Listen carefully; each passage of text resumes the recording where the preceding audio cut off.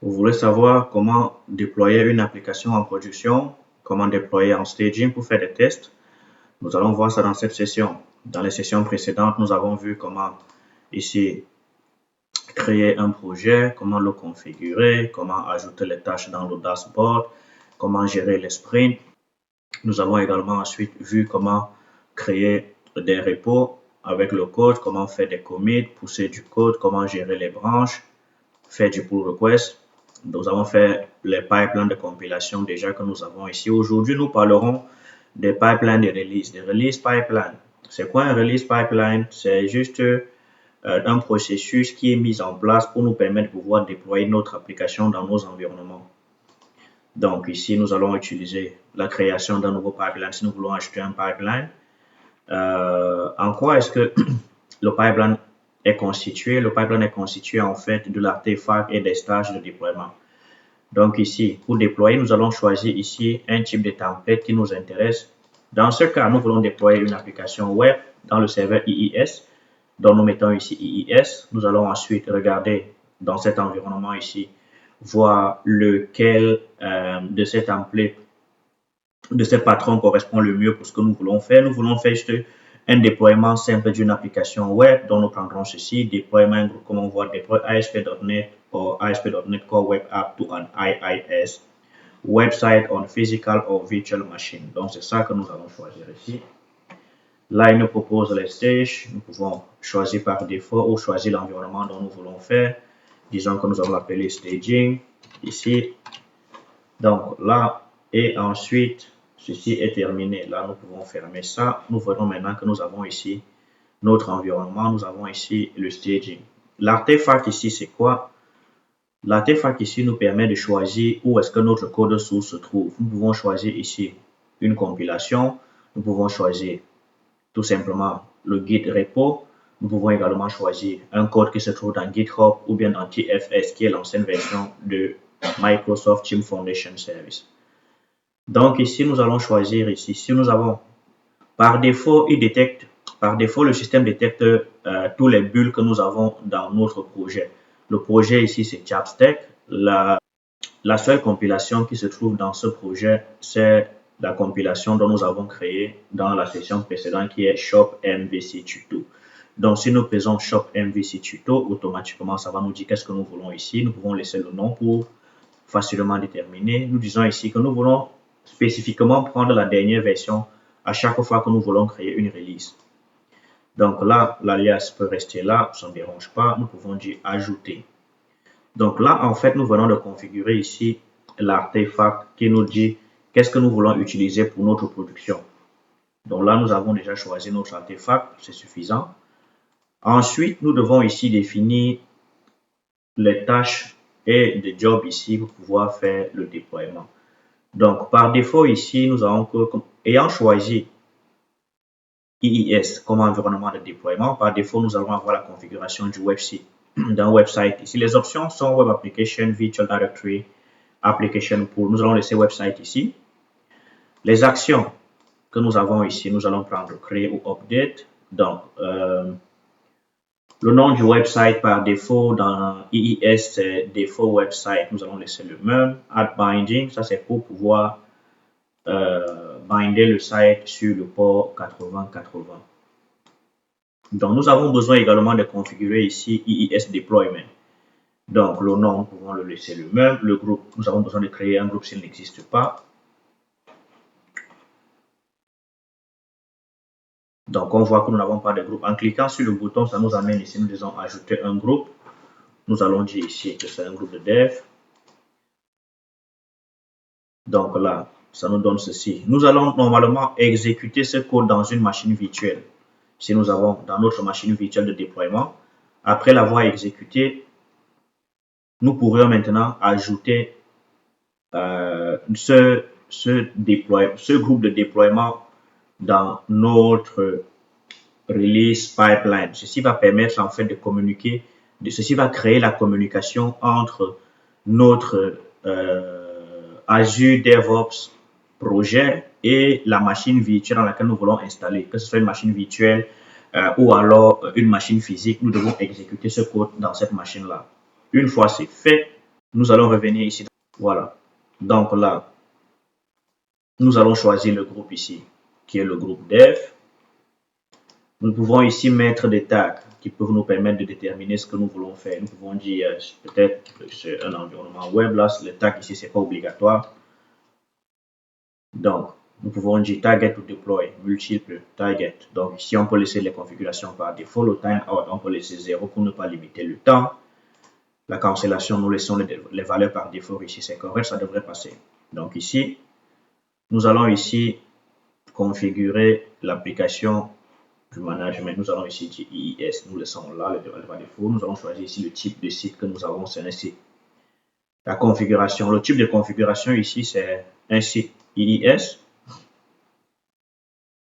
Donc, nous avons là le champ par défaut dans le serveur IIS généralement, c'est le répertoire inetpub www.route. Nous allons laisser le même. Donc, nous pouvons ici revalider toutes les informations qui sont là. C'est ce que nous avons déjà laissé par défaut ici. Maintenant, nous devons déployer l'application dans quel répertoire. Nous devons ici mettre le répertoire de notre application web. Nous allons ici configurer nos fichiers de transformation pour transformer les configurations. Nous allons ici setter les paramètres du fichier au besoin, les contrôles et les paramètres de sortie. Donc, ça, c'était juste pour montrer comment faire la création. Maintenant, je vais montrer un exemple ici d'une release qui est réellement existante, qui est utilisée. Donc, nous voyons ici que c'est un site immobilier. Nous avons le projet qui a été configuré avec ce nom. Tout est configuré là. Nous venons ici, nous avons deux stages qui sont configurés. Donc, stage 1, nous voyons ici que le type de configuration, c'est un site IIS. Les actions que nous avons choisies ici, c'est la création ou la mise à jour. Le site par défaut également. Donc, maintenant, ici, les configurations pour le déploiement sont là. Donc, on a donné un nom ici pour dire que c'est un site immobilier.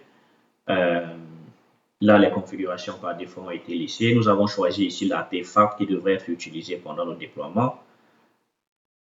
Nous avons ici également défini que le répertoire par défaut de déploiement devrait être dans le répertoire inetpub www.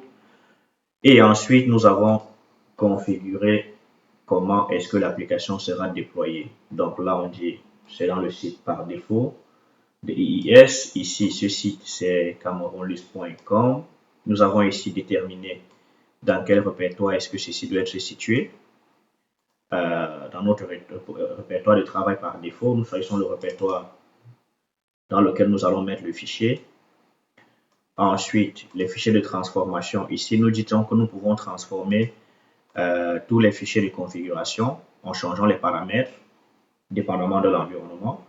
Nous disons ici que pendant le déploiement, nous pouvons prendre l'application offline pour pouvoir déployer et ne pas briser les choses. Là, le contrôle option, nous mettons que c'est ici activé. Les paramètres de sortie, nous n'avons aucun paramètre de sortie ici. Donc, dans cette section ici, nous avons configuré tous les paramètres par défaut et notre configuration peut commencer à nous aider à déployer nos applications dans les environnements dont nous avons besoin. Nous pouvons ici configurer également les variables. Ici, nous avons les variables, par exemple, de cache, nous avons les connexions de bases de données, nous avons les secrets et les informations dont nous avons besoin pour notre déploiement. Voilà. La rétention, nous n'avons aucun paramètre. Les options ici, on laisse tout par défaut. L'historique, voilà. Nous pouvons voir les historiques qui ont été faits, les historiques de changement que nous avons ici. Donc, le pipeline étant prêt, nous pouvons le voir ici. Nous n'avons accepté aucun changement ici pour l'instant. Donc, on voit ici notre pipeline qui est là, qui apparaît maintenant ici après avoir configuré.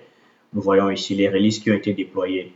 Nous avons ici le déploiement de ces. Nous pouvons voir tous les déploiements qui ont été faits avec l'année, la version du build, la branche qui a été utilisée, qui l'a déployé, quel jour c'était. Donc là, nous avons des releases. Si on ouvre la release là, nous pouvons donc voir bien qu'effectivement, cette release a été exécutée. Nous pouvons même voir ici que tout était parfait, ça s'est déployé normalement.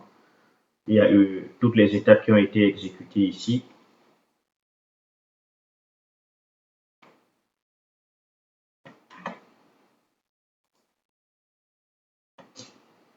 Donc, nous pouvons voir que tout s'est bien exécuté, tout a été déployé normalement.